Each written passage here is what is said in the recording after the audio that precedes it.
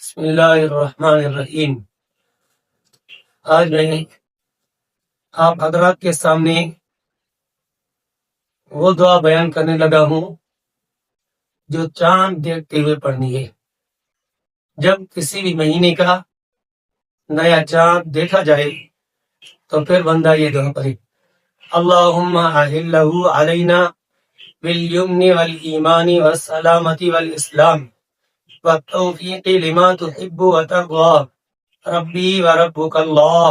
حضور صلی اللہ علیہ وسلم یہ دعا پڑھتے تھے، اللہم احلہ علینا بالیمن والایمان، کہ اللہ اس چاند کو ہمارے اوپر برکت اور ایمان، والسلامتی والاسلام، سلامتی اور اسلام کے ساتھ ظاہر فرما، والتوفیق لما تحب وترضى، اور اس مہینے میں ہمیں ان کاموں کی توفیق عطا فرما جو کام تجھے پسند ہیں اور جن کاموں سے تو راضی ہوتا ہے۔